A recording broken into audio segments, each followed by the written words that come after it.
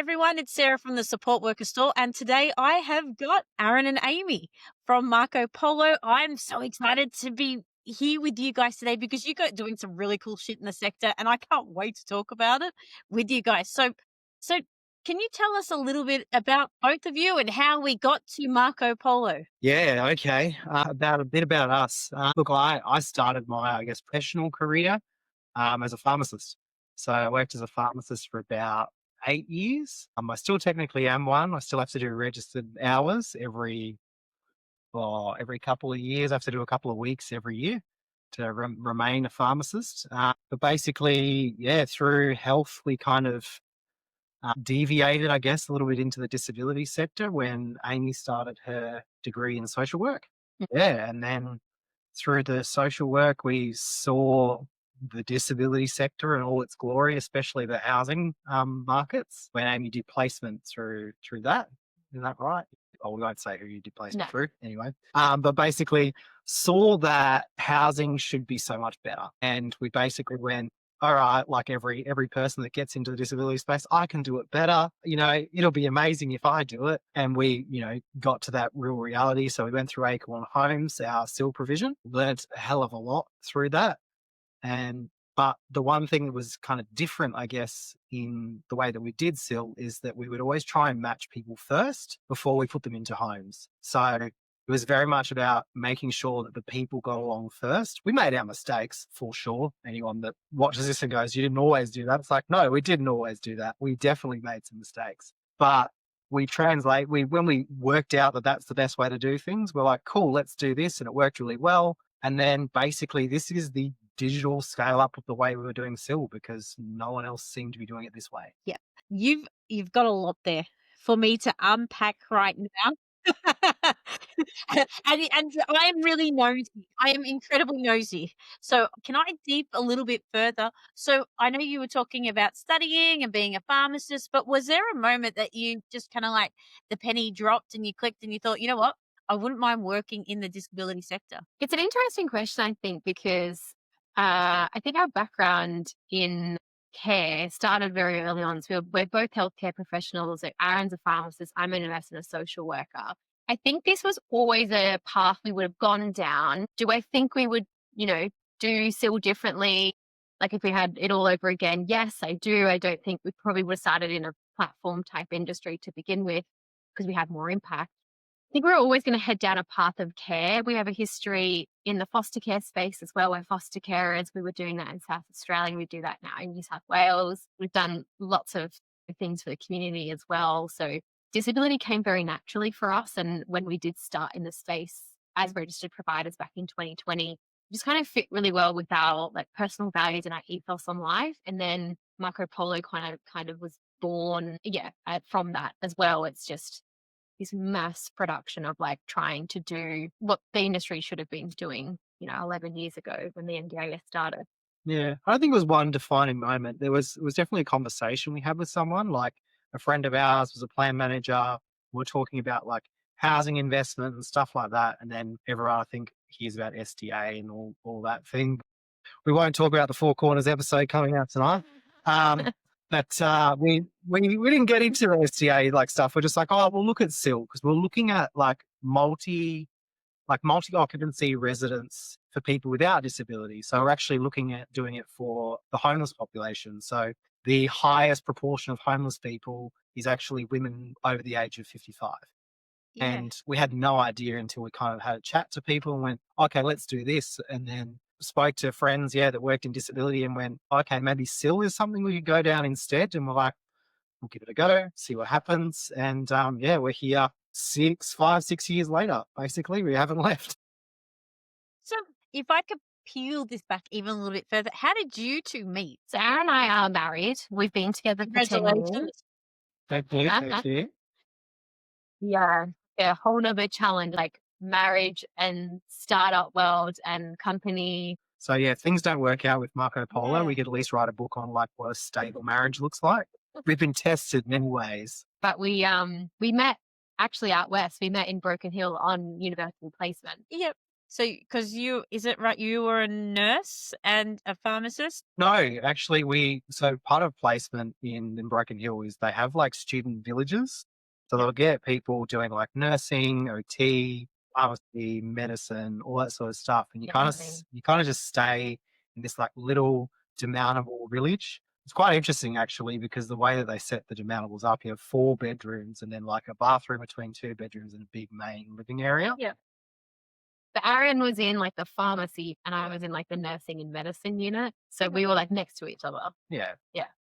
But yeah, basically next door neighbors and came over, met each other, did everything that you do as a student, Yeah. go out and you work and do your placement all day, party a little bit at night.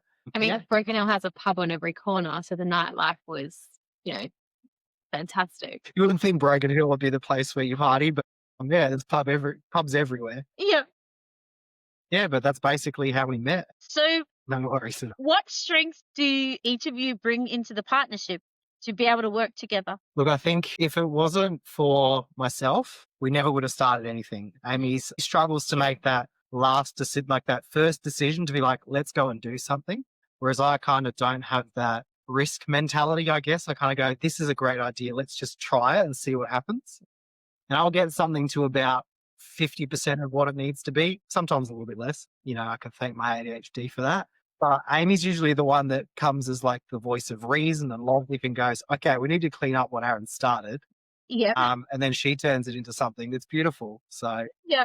I started, Amy kind of finishes it, and it seems to work. Kind of runs it along the way. I think we're like chalk and cheese. Like the skill sets that we have are so polar opposite that they work so well together. Because if we were very similar in skill and knowledge set, it would just be like the same person doing the same thing at the same time at the same speed. Whereas we're complete opposite, and it works so well. Especially in I think running a startup together, trying to scale. It's like Aaron has really specific skills in one area, and then I have no skills in that area. And then I have really good skills in a completely different aspect. And he's like, I wouldn't touch that with a 10-foot pole. Like, Absolutely. please don't give that to me ever. No way. Is it hard to be at work during the day, working on Marco Polo, and then at home at night to have dinner? Because I don't think I could work with my partner. Yeah, it's really interesting because I think even like during COVID when people were in lockdown, they couldn't go to work or they were working from home. We were the opposite. Like we had to go to work. We were healthcare professionals throughout COVID and obviously working on our other business as well. And then when we stopped doing that and we were just working at home now, full time, we're around each other 24 hours of the day. The statistics were not in our favor. Like COVID seen mass divorce rates because people were stuck at home with their loved ones. I don't know, like I think the chalk and cheese skill set and the knowledge and where we, triumph in things has really helped us along the way. And I think that's what has kind of kept us sane and together. Yeah. We're pretty good communicators, I think. That's Yeah. probably one of the best things. Like, we're very quick to be like, that thing that you're doing really annoys me. Like, how can we change that? And we're both open to the criticisms, right? So it's like, it just goes, okay, well, I need you to keep this business running, so I better keep you happy at the same time. When he came to you with the business idea, were you like, I don't know, I'm not quite sure? Like, how did you do you guys work together with such a big vision? Because to be honest, for other people to come up with Marco Polo would have taken a very long time to see that vision, to grow it and to nurture it. Yeah. How do you nurture and see this vision through when it's so left to field for many people? Yeah, it's a really good question, actually. I mean, this isn't the first business idea. It definitely wouldn't be the last with Aaron's brain. Yeah, good question. Honestly, we actually reflected on this not long ago. Marco Polo didn't exist, 2 years ago. It wasn't a thing. It wasn't a concept. It wasn't, a design on a piece of paper. So in 2 years, and I think it's just like the blind leading the blind. Like we're like, let's build a SaaS platform that any person with a disability under the NDIS can use. Like, yeah, they're like so easy. Like, you'll just get some devs and like get some agentic AI and it'll be like so easy and quick. Well, we were very wrong, but it was like, you know what, we've come this far. We're not turning back now and no one else is going to build it. So let's just keep going. And I don't know, I guess it's grit mentality that only certain type of person and certain, amounts of people that can just go through like absolute destruction when it comes to growing a business and be like, yeah, I'm just going to get up tomorrow morning, do it all again and just face it Yep. head on. Couldn't imagine doing life any differently. Before I met Aaron, I was nursing. I was, just going along that normal life of shift work basically. And then, yeah, bang, met Aaron. Yep. I don't know, I'm a pretty big believer in like the universe provides what you need and you're always on the path you're supposed to be on and you make some like corrections to Yep. get on the right path. I definitely think we're where we're meant to be. Yeah. 100%. Yep. You're definitely where you're meant to be. And especially it's not something that's been done. And I don't know, you guys, and as a founder, I do love challenging the line, challenging what it could be and the possibilities and that type of stuff. I don't know about you, but it excites me a little. Like the idea of, well, just because it hasn't been done doesn't mean it shouldn't. Correct. Yeah. Correct. Yeah. We always talk about Marco Polo to people. We go, we're the platform that should have existed 10 years ago. Like we've had, flatmates.com, right, as a thing that's for non-disabled people, non-neurodivergents. People can find housemates that can connect with other people, but there was never anything for the disability sector. Yep. It was always kind of left up to providers and whoever else, other people, other than the people that are actually meant to be making the decision, Yep. to be making decisions on the behalf of other people. And we're like, when we went through SIL and like through Acorn Homes and when our matches are actually so much better when we just get out of the way. Yeah. When we got out of the way, let people just match with whoever they want to. Like one of the best matches we ever had through Acorn, this is well before Marco Polo, Yep.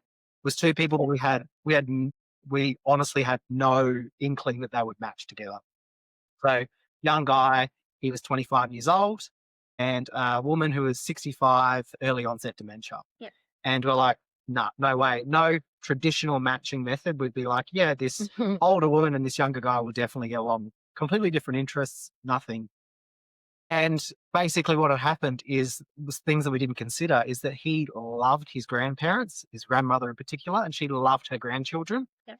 And the thing is that they kind of developed that pseudo relationship. And it was one of the best matches we ever had. It was so beautiful to see because they just had this special connection. But if we had made the decision around that, that connection never would have happened. 100%, because you could put it all in line what you think somebody likes and the type of support they want and to get their support worker right. I know, look, I say in a past life I was a matchmaker.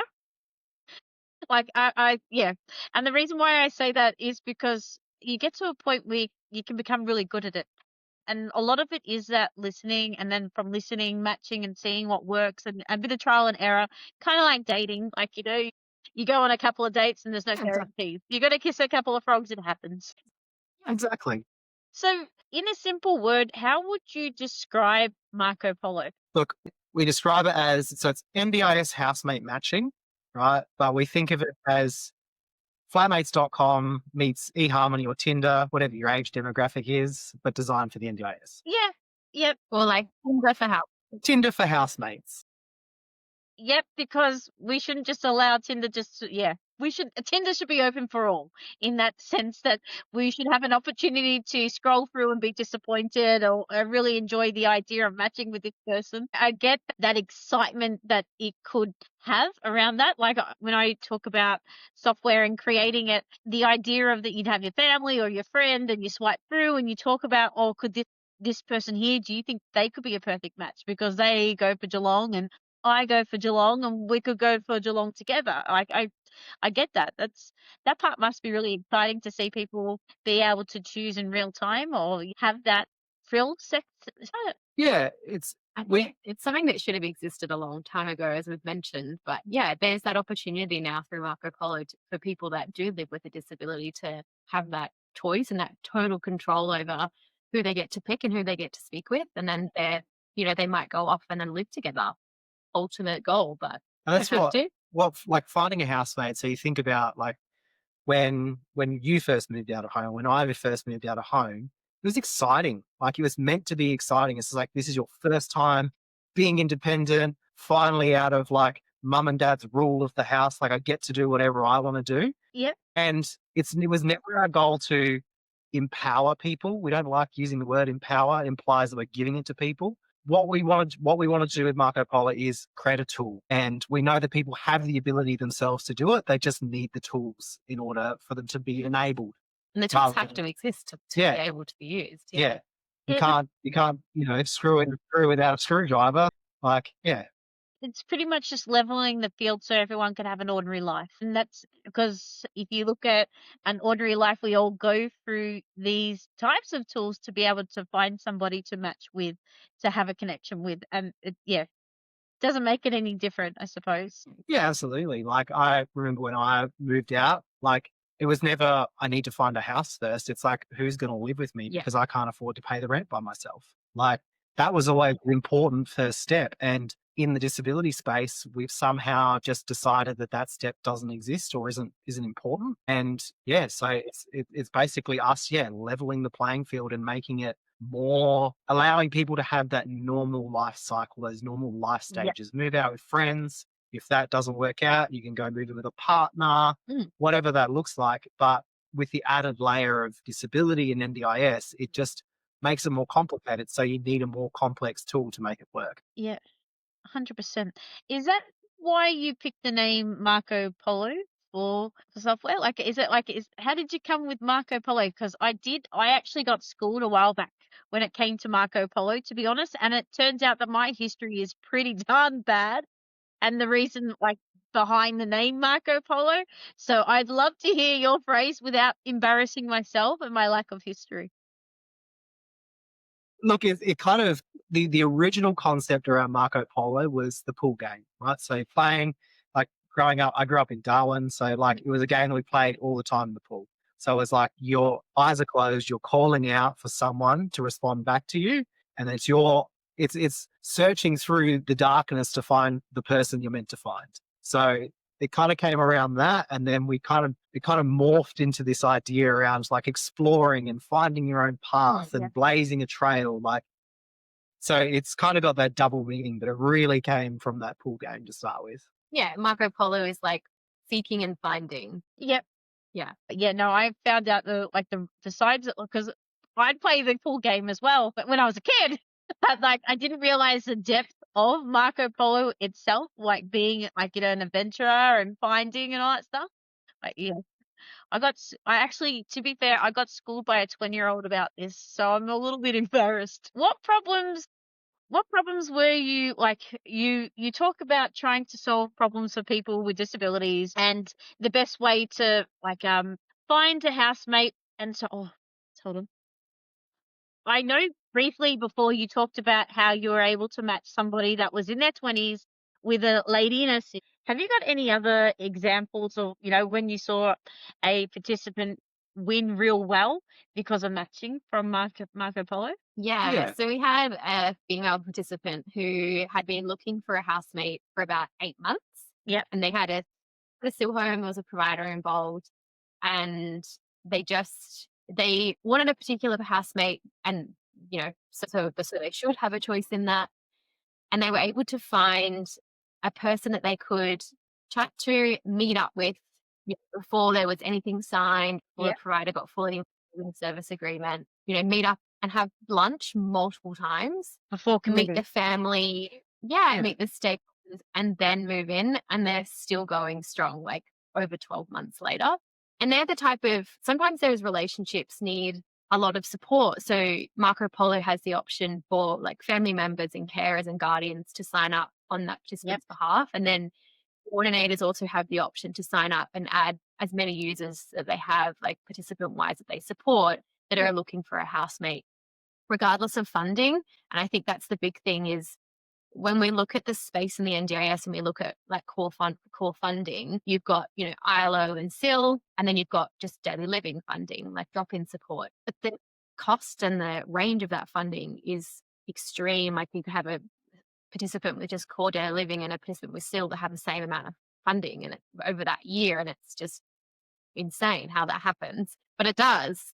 The platform's really cool because it doesn't discriminate on funding type. It just uses funding thresholds. So you're getting every type of person in your location that you Yeah. choose that's meeting a funding threshold, not a funding type. And providers are loving it because they're not they're not advertising a home that's like, this is just for SIL participants. Like, you're literally missing out on participants that just want somewhere to live and support and they have the same amount of funding. Like, you can use that flexibly. Yeah, we've had even through Acorn, we've had people with 1 to 3 that Yeah. have got enough for 1 to 1. That's like it's amazing the stark differences you see in the NDIS and the way they fund things. Yeah. If you've got 1 to 3, but you could afford 1 to 2 or 1 to 1, wouldn't you want a higher level of support with the funding that you've got? So we work on that basis. But yeah, going back to the story, I think is we've seen those participants thrive. Honestly, we have one lady because she was already in the home. She went from a place where she couldn't cook, she wasn't allowed to buy her own groceries, all of this sort of stuff, like pure institutional living. Yep. She was the provider. And then we had the second participant who was on Marco Polo. They got chatting. Yeah. They bond over like craft and cooking and baking. And honestly, like I have not seen a more decorated house ever. Like my house does not look that decorated. There's like artworks and like Yeah. bejeweled thing. I don't know what to call them, like the Diamond art. diamond art, like everywhere. And it was just amazing. It was such a good match between the participants, Yeah. but a good match to the provider as well. That just doing things the right way. And we want to reward the providers that are doing things like that. We know that there's an extra layer of difficulty Yeah. to do that as a provider, but if you do it, if you make things an actual home, things work out better and placements last longer and you don't have churn and all this sort of stuff. So yeah, we really make sure that the providers that are doing the right thing, we look after them as well. Yeah, that type of story, it's the real reason why you do it, yeah? Like Yeah, yeah, like exactly. why you wake up in the morning to do something like that because it really does feel good and it has a lasting impact and it's like even though like you're running the software, but because you can see that and you can feel that, that's exciting. Like yeah, no, I just get goosebumps with the idea of it because so I'm Melbourne based, right?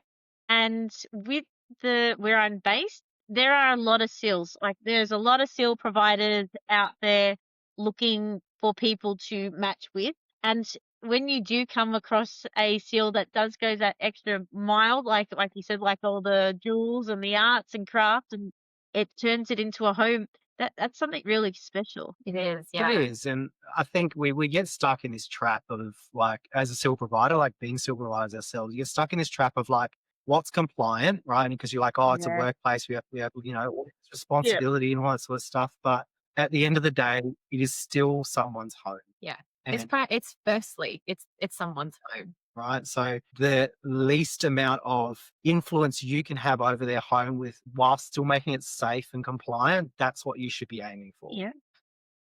100%. Like it, yeah, that's really cool. Thank you for sharing that story. I love that. I bet you'd have 100 more of them, but it does make the difference, doesn't it? It's quality of It does. life.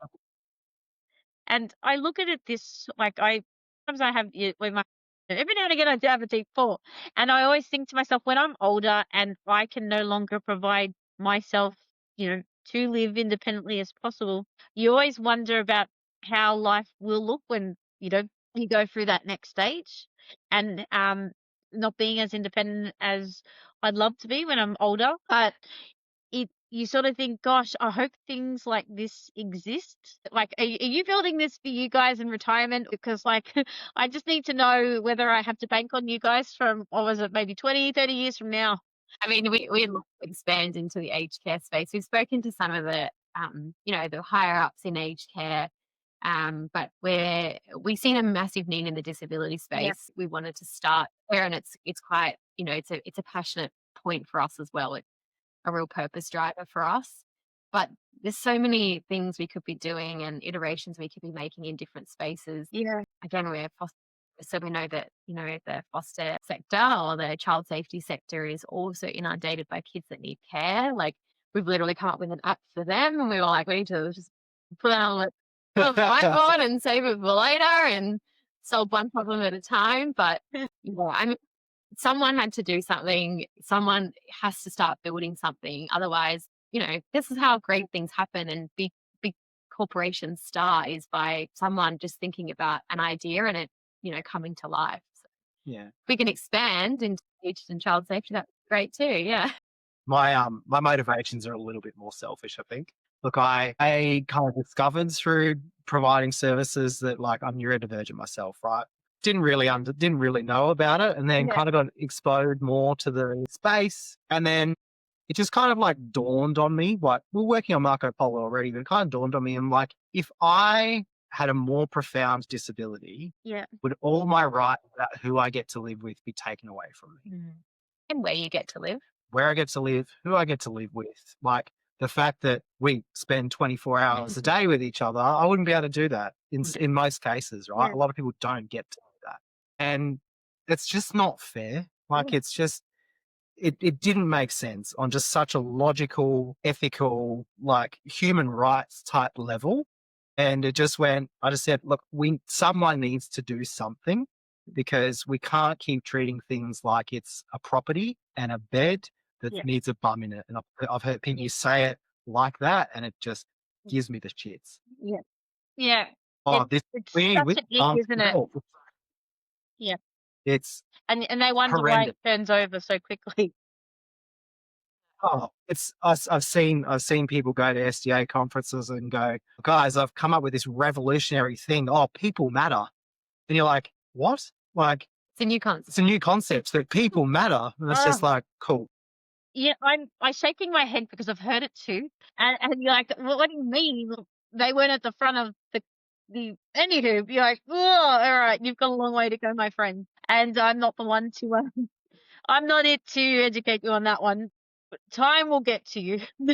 When you create and you developed Marco Polo, and as somebody that's creating and building at the moment, one of the things that I've always found very interesting is that people will say things to you like, as you're building, that's a really great idea. What an excellent idea to make money. And I find myself having this moment where it's like this educational moment because you didn't build it to make money, you build it to solve a problem, and then everything that you created from solving a problem is what makes it worth it at every step. Have you heard something similar when it comes to Marco Polo? Because I dare say there'd be other people looking at Marco Polo wanting to create what you've created or buy into it at some point. Yeah, absolutely. Like I'm a big believer in the fact that you're always rewarded by the difficulty of the problem that you're solving. And it's proportionate. And sometimes be completely disproportionate depending on urgency and a number of other things, right? So if you look at it from that commercial kind of aspect, we've always wanted to do business in a way that it's business for good, right? We could never do like back in pharmacy days, I'm like, yeah, cool. I want to buy into pharmacy, and I wanted this conglomerate of pharmacies. And it was a really big mindset shift when I moved into the disability space, and it kind of just really humbled me because I'm Yeah. like, if you're a pharmacist with pharmacies, you're no different to anyone else. You're not really solving about like problems. It's supply and demand, right? So we got to a point where it's like we have to do things that are right, that are good, and you're solving difficult problems. Yeah. And there will be reward at the end of the tunnel for it. Like, but at the end of the day, I could never just make profit. It's hollow. It's a victory, but it's a hollow victory. Yeah. There's no legacy, there's no impact. Mm. Like what's the real point? Yeah. You can't be buried in money. Yeah. Like it's just fact of life. Yeah. Maybe for a generation or two, people remember the fact that you gave a shit about them Yeah. and that you tried to make a difference. I think too, like when you're building something that is new and innovative and people want it and you're getting validated every time you speak to someone about it, you have bills to pay, you have a life to live, like making money. Like if any business, even not for profits, they have to make money. Yeah. They cannot be negative. We're seeing heaps of providers now in the NDIS space going into liquidation and going bankrupt, closing their doors, and Yeah. in South Australia being bailed out by the state government. Yeah. If you're doing something, people are like, I will throw money at you just to help you get this off the ground and so Yeah. I can use this. It's like, you're not going to say no because there's a demand for it and Yeah. people are willing to pay for it. That's massive validation for your product Yeah. in an area that needs a lot of innovation and a lot of freedom. Yeah, I mean, creating a SaaS platform is so expensive because developers are so expensive. I don't know, healthcare professionals, not not software engineers. So, most of our money goes to our developers, not us. So And from this experience, have you had to learn how to code? Like, have you had to learn skill that you never thought in a million years that you would learn? Because I don't know about you, but I've learned shit that I never saw coming. it's actually really, it's quite reflective when you start doing something that's totally out of your comfort zone, or you didn't study that at uni, coding and development and product management. Like, I do all the product management for Marco Polo, so I meet with my developers every single day. I have learned like words and systems and flows and like just absolute tech nonsense. I was like, how do I know all this like 6 months on? I'm like, what is this person like Yeah, talking about?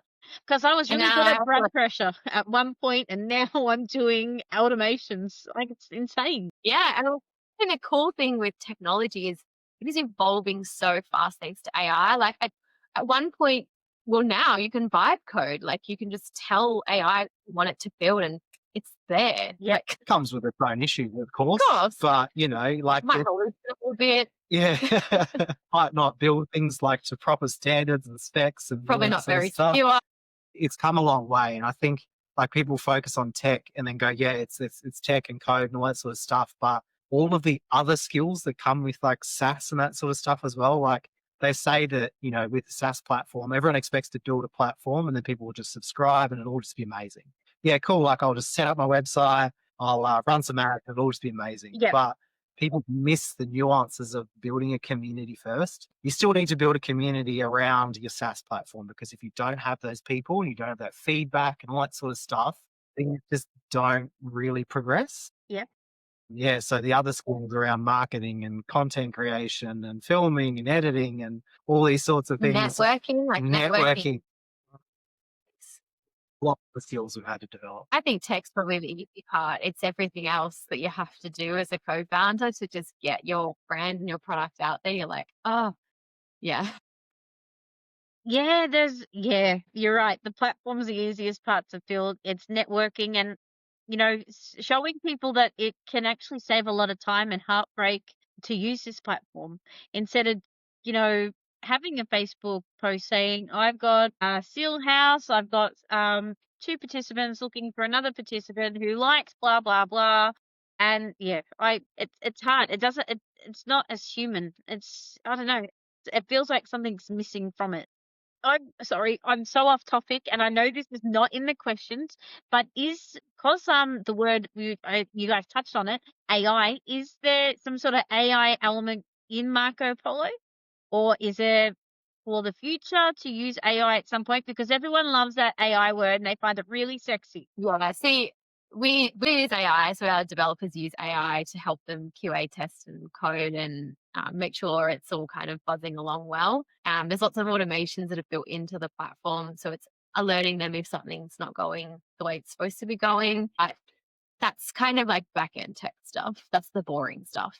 Marco Polo will iterate into having more AI support on the actual platform for people. But for now, while we're still at a nice user base that's easier to manage, it's more about being able to be more humanistic and Yeah. being able to create a connection with people. I think people rush for AI as Yeah. well. Like, there's times where AI is really not needed. Yeah. And the thing is we're testing the platform, making it like run smoothly. But if there's ways that AI can actually help with accessibility or help Yep. with like onboarding and all that sort of stuff, we'll ask the users first. And it's like, is this something that would be of use to you? Then Yeah. we'll incorporate. People would tend to go, I'm just going to chuck AI in there because it'll make my business way more sexy for investors and all that sort of stuff. And you're like, yes, I get where you're coming from, but it needs to be useful as well. Yeah. So there are iterations where we want to incorporate like very heavy, like, I guess, matching type algorithms around behavior support so you can get really complex matches to have a better chance of working.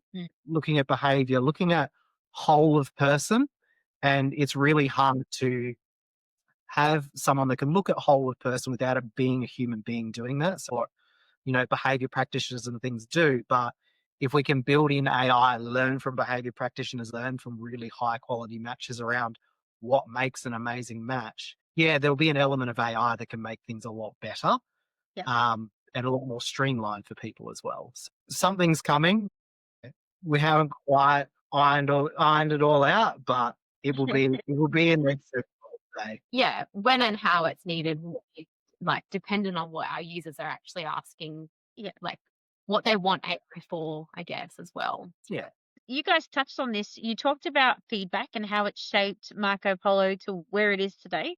How did you collect the feedback? Because you've got a variety of people that use your platform. Yes. Yeah, so we get heaps of feedback from expos that we attend. And if we're not hosting a booth, we're actually just there chatting to people about us and the platform. And then the website itself will collect like feedback as well.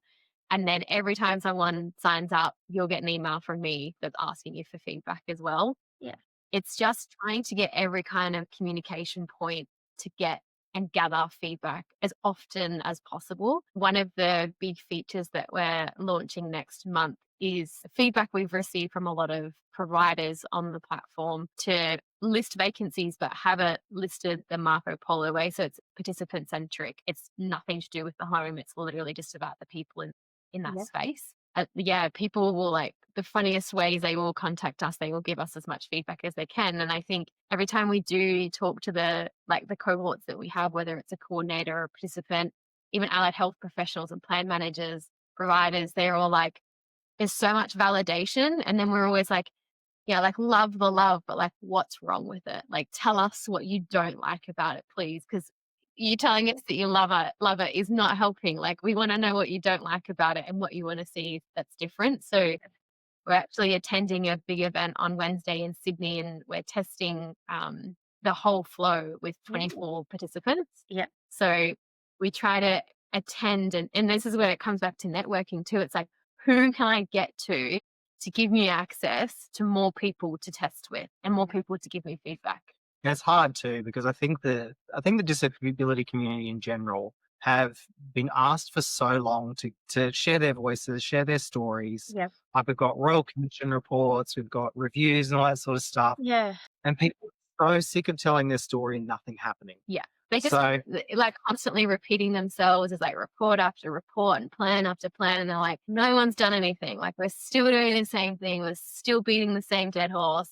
Like nothing happens. So yeah, the frustration is through the roof for the disability population, whether you live with a disability or a family member or a provider or a coordinator, an advocate, whoever. It's like we're screaming at you, NDIA, and you're just not listening to us. Yeah.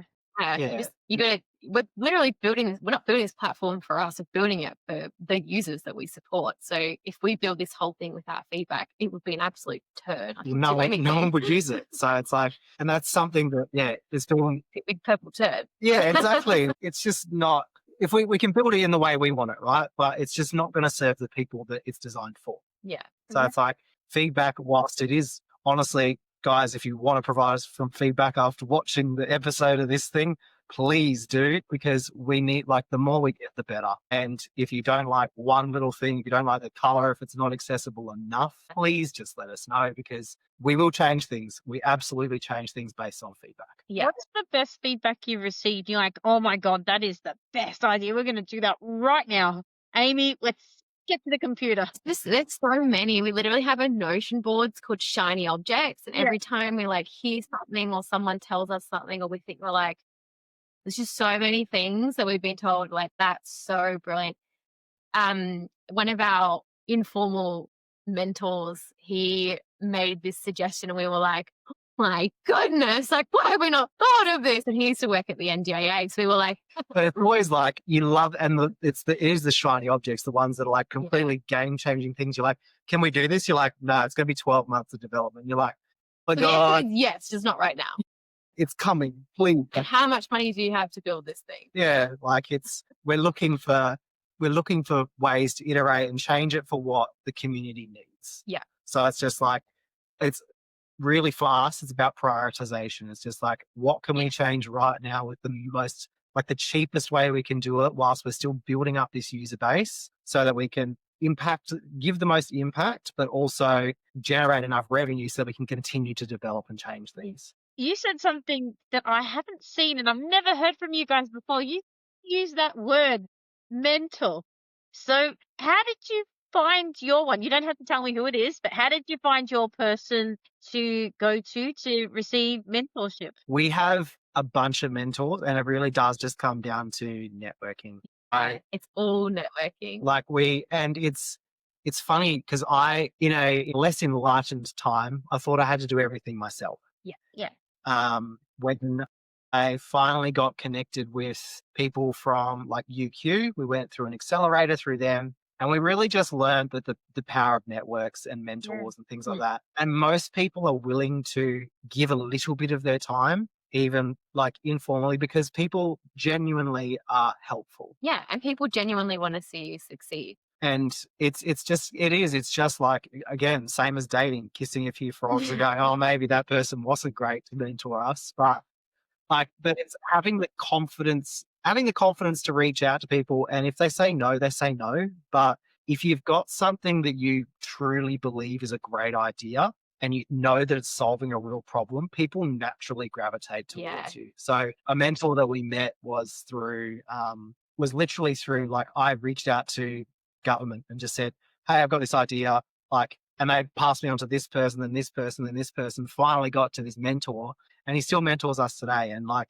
best connection we ever had, and it never would have happened unless I'd reached out to a local you take every opportunity you can to meet people, because you have no idea. Like, the other mentor we had went to him for something completely different, for like grant money. went to their like institution for grant money. He's just like, oh, I used to work at the NDIA in the home and living sector. And we're like, really? Yeah. Cool. Tell us. Yeah. Yeah. Excellent. He calls me all the time and he's like, oh, like, where are you up to? Like, what are you doing? How's the last month been? Like, I really have you thought about doing this? Like, I talked to the director and I'm like, hang on a minute. Okay, hang on a minute. Hang on, I need to sit down and write this all down. Like, they've all actually either been a part of like accelerator programs that we've been accepted into, or total accident of just like networking and being relentless and annoying sometimes as well. And calling and emailing, following them on LinkedIn and messaging them. Like, I think, find people that you gravitate to and have like really similar values or background in what you're doing. I think the biggest thing is look outside the sector as well. Yes. Like, look outside, because you have no idea. Like, a business is still a business, whether it's a care business or NDIS business, whatever you want to call it.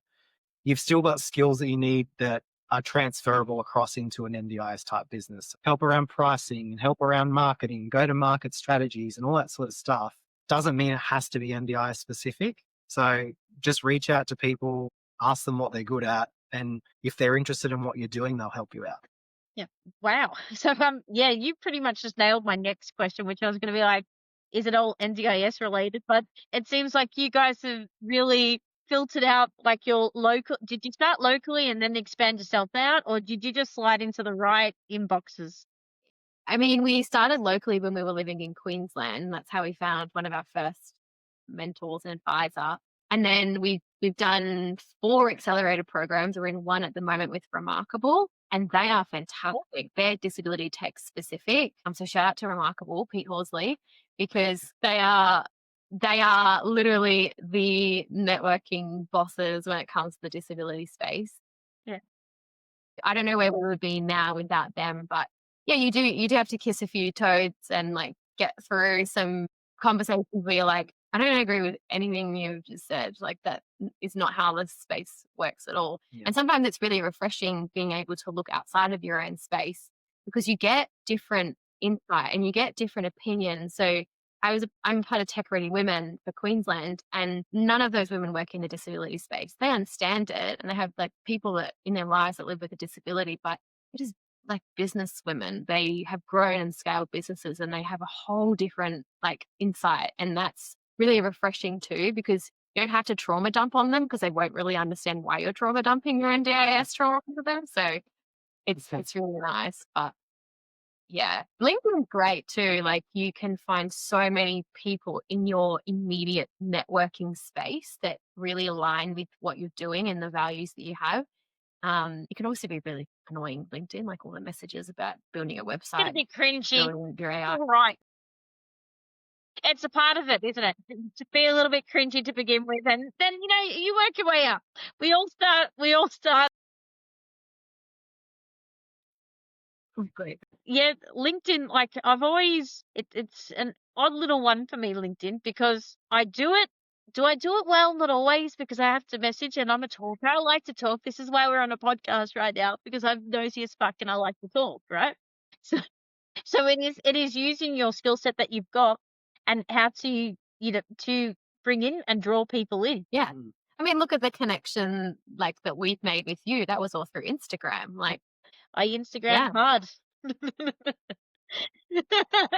I you pick your platform, do it well to begin with, and then you expand it out. But that's how I found you guys.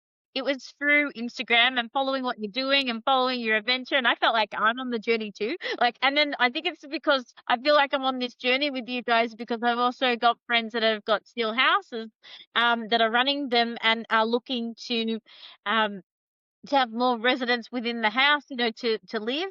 So to be able to see that part, so it's like I'm seeing two sides of the story. I get to see what you guys do at the back end, and then I get to see the front end, which is kind of like, like a restaurant really, dishing out like all the, like, what's going on, the quality, where to meet. That's cool. That's a really cool thing to watch, and not everyone gets that opportunity to see it all. So it's kind of fun that we get to chat. It's a really good point too, because there's no one else building something that's for the provider and the participant. Like, it's all very provider bias, which I think is what the problem with the industry is. There's a sense in the community in the disability space that providers are just they're alone and they're in it for themselves. And it's really sad because the collaboration is definitely not there.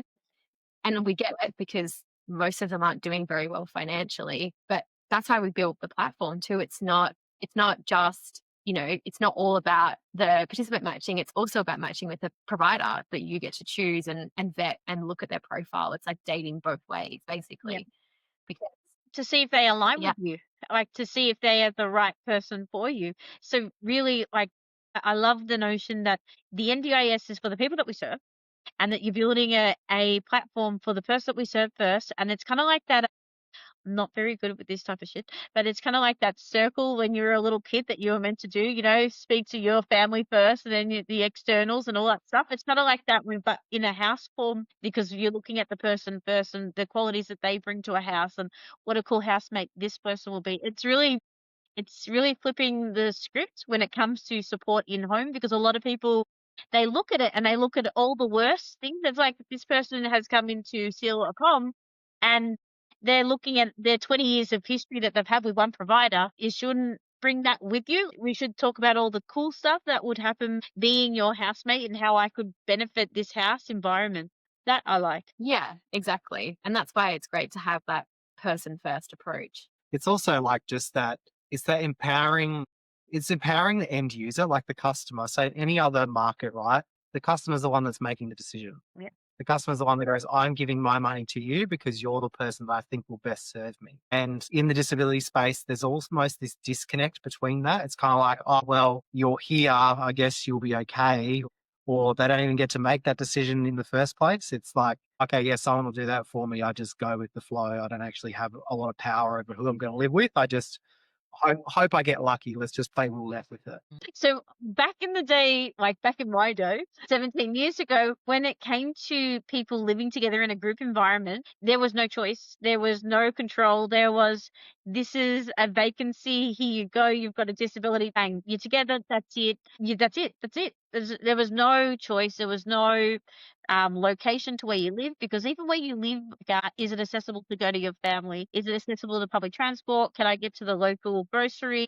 I grew up in this area for 20 years. I want to remain in the area. Like, there was none of that when they were creating it.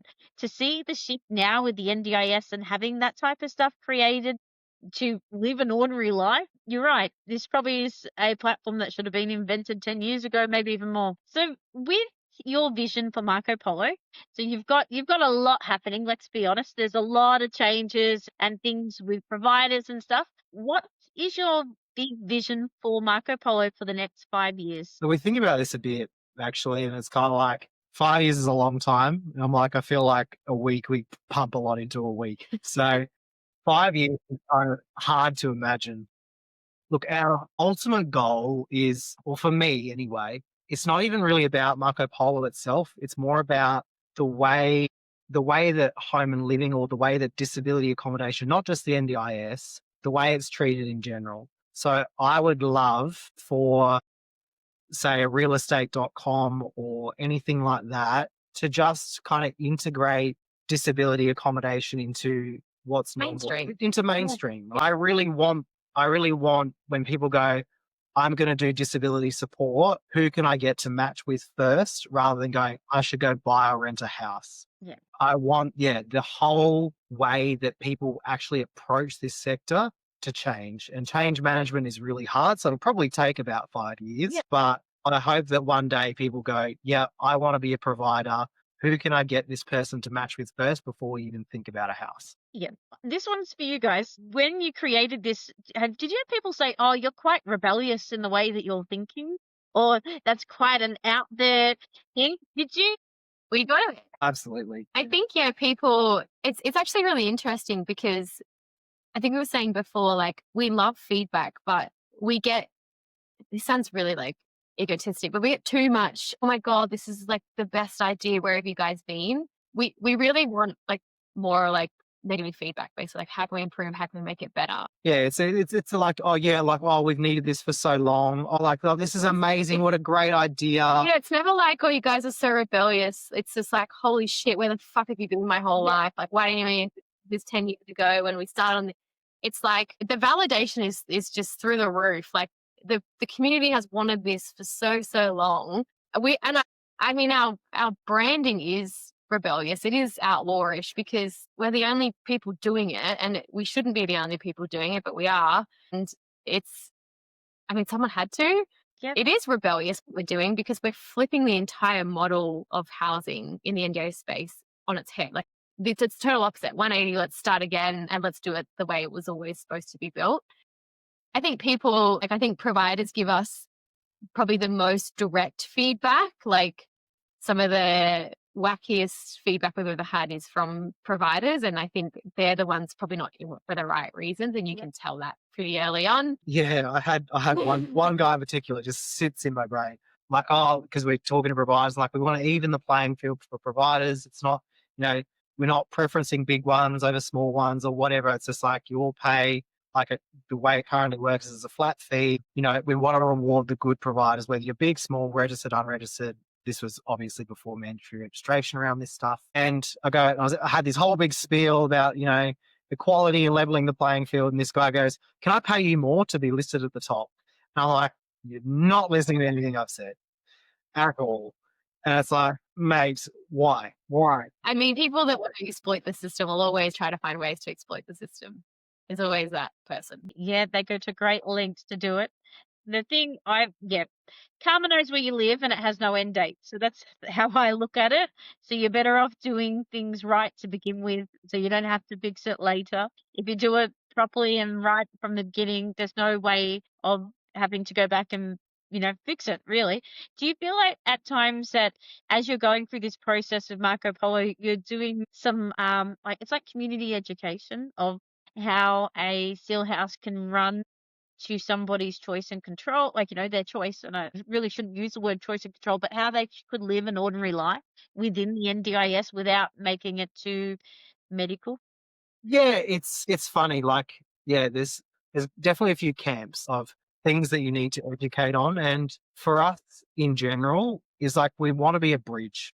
So we know that there seems to be this like heavy participant centric type like camp where it's like, we want everything exactly the way that we want it. And to a degree, yeah, absolutely. And then there's providers who are like adversarial and go, yeah, no, we have to do it this way and blah, blah, blah. We want to be able to create a bridge. And this is why I guess we're so fluid around the way things are being built, because we're trying to bring two opposites that really shouldn't be opposite. You should be working for the same goal, but aligning them on the same goal. And yeah, education is a huge part of that. And it's something that we really want to work on, to develop a bit more education around the space, to be like, this is what these people want. You need to understand the provider perspective.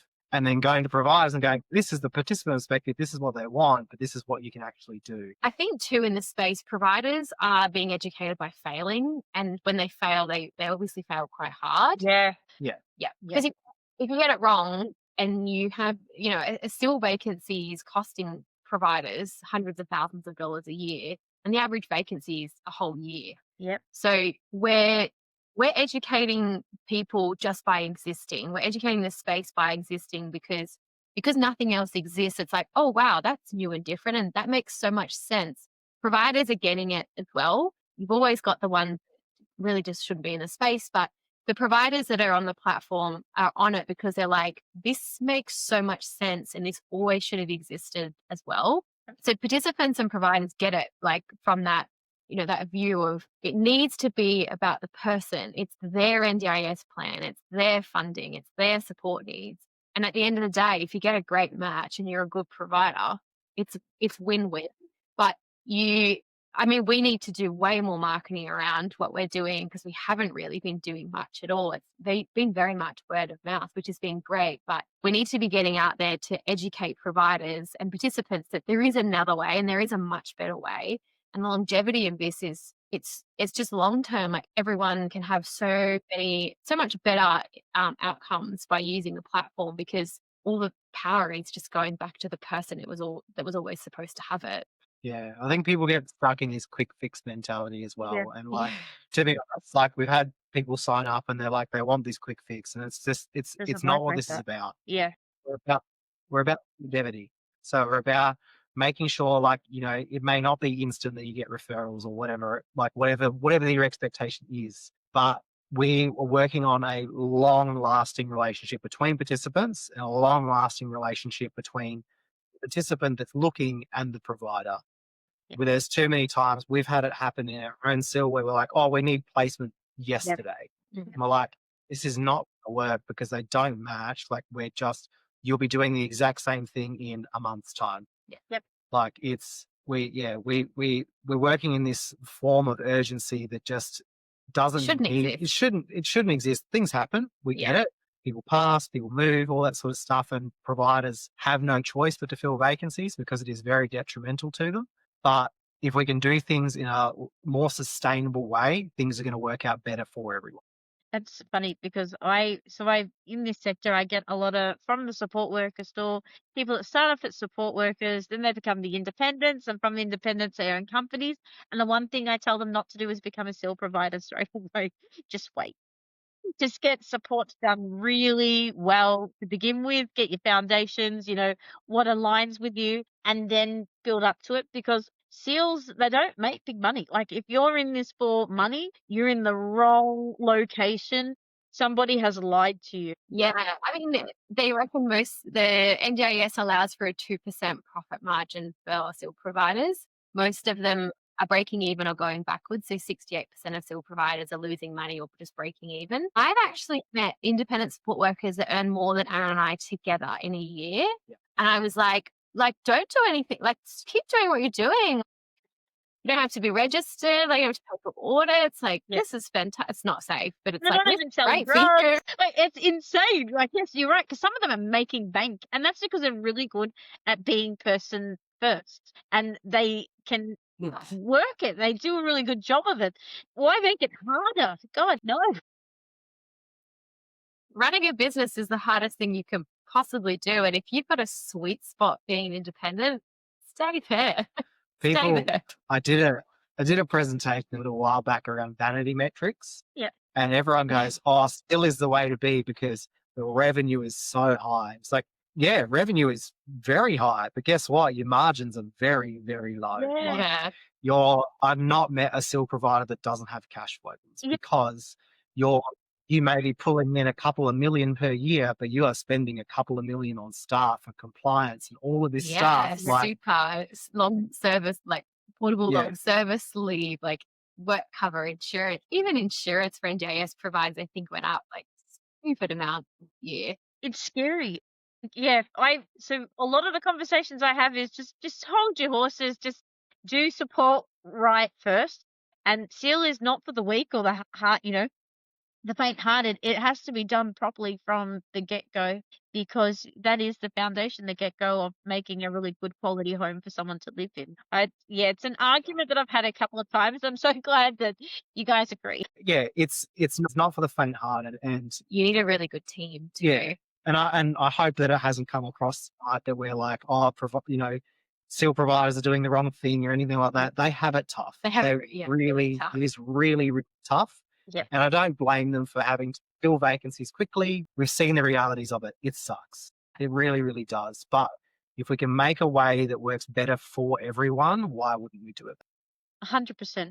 And right from the get-go for everybody. And it's when it comes to, like, I think you mentioned before about how some people assume that if you put a post up onto Marco Polo. I'm not quite sure if you call them a post or a profile. Wherever you put one up, it's not a straight away thing because, love takes time and you do go to kiss a couple of frogs and nothing comes easy. It is also because the profile that you've got, they might not actually match until you meet them in person and you can hear somebody's voice and their mannerisms and understand that person as is. This really, you're just like a connector that connects people. The next steps are on you. Yeah, Absolutely. it's a process. You're meeting a whole new person that you might be moving in with. And I guess the good thing is the risks for participants, like financially, is there it's free. So coordinators and participants can use it as long as they like for free. There's no sign up expense to them. So yeah, as long as you're active enough and your profile is completed, yeah, you're more likely to get some people reaching out. I think I want to touch a little bit more Yeah, go back a for it. bit as well, because you said like it's one of the core ethoses we have is that you fill in your profile and it's on you. It's the absolute truth, and that's what we've built this platform on. It's like it's on you to make these decisions. It's you to put in the effort because we believe in the whole concept of teach a man to fish. Was it give a man a fish, you'll eat for a day, or teaching to fish, you'll eat for a lifetime. It's like Yeah. we're not here to do these things for you. We're here to enable you, to give you the tools to do it for yourself. Yeah, and if you need support, that's exactly what the coordinator profiles are for. And you can always have a family member or a friend or the guardian to do the profile for you and manage that. Like that is fully built into the And platform in itself. with that platform, it is like that marketing, but marketing in a way that's quite respectful towards people, not marketing out on the wide web and just, you throw a stone in the pond and assuming that it will hit. But that's the thing. Like, this is why I do like that because it's done in such a respectful way in an audience but you're putting your information out to are in the sector to begin with. Yeah, correct. And even like if a participant, because you don't have to go all the way to finding a provider, if you're a participant on the platform and you find a housemate, you could just be like, cool, I'm done. Marco Yep, Polo has that's it. been successful. Found my crew. Yeah, it's something that we kind of need to get better at tracking, to be honest. We think it's happened a couple of times. We're just like, to that group. Yeah, and even if it's a participant or participant group that wants to find a provider, it's still like, like having a date with a provider because the provider doesn't get any of your information until you actually consent to them. Yep. Like you have to pick them and they're picking you too or picking your group of people as well. But you get final say for everything. Like it is completely participant driven. It's completely person centered, not just a value on the wall. Not just a word thrown around. So, because you guys have been in this space for some time, is there any advice you would give to other founders that are in this space looking to do something similar or, just enter the space in general? Yeah, look, again, it's not for the faint-hearted. Yeah. Not for the faint-hearted. Don't listen to what you hear in the media. It's always bad. It's not always bad. There are some exceptionally caring people in this space. We just find that lots of the people that are exceptionally care aren't always fantastic at business. And just because they've done maybe the wrong thing doesn't mean it was intentional. I think connecting with people and then finding real people that actually want to collaborate, don't just use it as another buzzword. Yeah. Because there are definitely people out there, there are definitely pockets and networks of people that really want others to succeed. Yeah. Um, And do really cool things in this space and really good things. just, like innovate. Innovate's probably the best Do thing. something different. Why not? Fuck it. Well, what do you got to lose, really? Like, there's nothing to lose. Yeah. You just your mortgage and your entire life savings, but Yeah, and just your mental health and well-being. Oh, Aaron, I didn't put this one in here, but I want to touch on this one with you. All right. In some of our conversations back and forth, you talk about diagnosis. I will admit that I am dyslexic as fuck, and I will put my hand up. And what if you want to call me neurospicy or whatever it may be, I'm that person. Do you think that some of your elements of getting to Marco Polo is because the way that you interpret the world and how you see it? Yeah. Absolutely.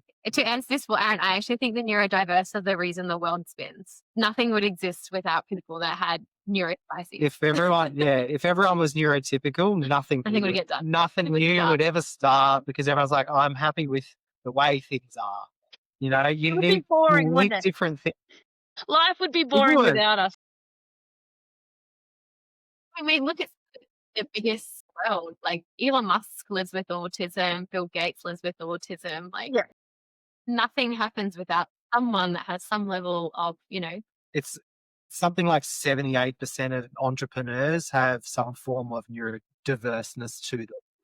It's an amazing gift, as well as much of it can be pretty painful to deal with. But being able to see the world through a different lens and make connections where people miss them is just one of the superpowers of being neurodiverse. I think being dyslexic, like yourself, like, correct me if I'm wrong, Go for it. you would see patterns in things that people don't see patterns in at all. Yeah, and it's insane when I repeat it back, and I was like, "Oh, I thought everybody saw that." Like, where to make it work? What do you mean? Like, there's nothing special. That was yesterday. Like, you don't really put too much emphasis on it because that's just your normal day. Well, for other people, that's not their normal day. Like, they don't get it. Exactly. And like we say, like, this is the thing that should have existed 10 years ago. Yeah, maybe to neurodiverse people, but obviously. So we briefly touched on before about being neurodivergent and how it had shaped our businesses, and you were talking about that there's all these entrepreneurs right now that are spoofing neurodivergency. If you've got anything out there or any pearls of wisdom for any neuros out there looking at this right now and taking some advice off you. Yeah, look, I'd say, like, it sounds like a cop out, but be kind to yourself. Acknowledge that there's something there, right? You aren't the same as everyone else. You have incredibly high expectations of yourself, but just let yourself be human. However you turn up is however you turn up. Be kind to yourself. Don't try and be perfect. just turn up. Just turn up. Yeah. All you need to do. Just do your best, whatever that looks like. Looking back at everything that you know now, what's one thing you wish you knew before starting Marco Polo? Oh, Some kind of tech experience would have been amazing. yeah. If we could code, like we would have saved ourselves so much money. Yeah. No, in all seriousness, I think the biggest learning we've had is it's collaboration, right? And people are scared to collaborate and tell people about their idea because they're concerned that it'll be ripped off and someone will execute on it. Honestly, ideas are, they're not one in a million. They're everywhere, right? It's all about execution and actually going about it. And everyone seems to overestimate everybody else and their ability to want to take your idea and go ahead with it. Like, not everyone's working on what you want to work on, even if you tell them exactly how to do it. People are busy. They're not going to do it unless they're really passionate. So find people that want to help you realize your vision, tell them all about it, and the right people will be attracted to you. You don't have to worry. Do you know, the funny thing is, I always say that no one can actually think like you, and the process that it takes to create something and how it looks like. So they could attempt it, but they're not you, and they will never get it to the levels that you can see it as. Yeah. We've had people, we've actually had 2 different people come up to us in person and say, I actually thought about this idea like 3 years ago or 5 years ago. And I always say to them, like, why didn't you do it? Yeah. Like, why didn't you start? Like, why didn't you try? Anything is better than nothing at this point. Is there anything that I have missed today that we need to talk about, Marco Polo? Any top secrets that you'd like to tell me and everybody else? No, I think that's probably like it's Doing getting. things like this is really good for us because, again, we haven't started formally marketing yet. So meeting people like you, Sarah, and like getting into the community, and you're in Melbourne, so like, even better. One of my biggest cohorts on Marco Polo, we've never been there. No idea why Melbourne's so big. I Yeah, have no idea. very innovative in Victoria. But yeah, doing things like this, like, yeah, it just gets us out there. It's getting people, to acknowledge that we exist and on the platform and using it and giving us feedback and helping us grow and scale. And yeah, this is exactly where we're meant to be. Perfect. Yeah. So if anyone wants to find you, is it through your website? Is it LinkedIn? Is there social media? What's the best way to get to you guys? Probably like for me, please, dear God, don't call me. Let's have this discussion. I want to talk to you, Aaron. I don't like you have to pre-plan a call with me. Please don't call me out of the blue. Yep. Like LinkedIn is probably the best for me, honestly. Like sign up through the website. If you sign up, you're gonna get an email from Amy anyway. Yeah. Yeah, LinkedIn, website, yeah, socials, it's all there. We check them all. Like, yeah. It's just don't call. And if you're gonna call Amy, like not me. It's all the number listed. I must have taken you for a shock when we were talking about this podcast. I'm like, oh, here's the number. Just give me a call. I'm not calling. I'll message her on Instagram. Well, thank you so much for joining me for this podcast. I can't wait for people to see it and see what mischief you guys are up to and what's going to be next. And I am a fangirl, so I'll be watching, right? Thank you so much, Sarah. Thank you for doing this at this time of the day too. All right, too easy. Thanks so much, guys. Until next time.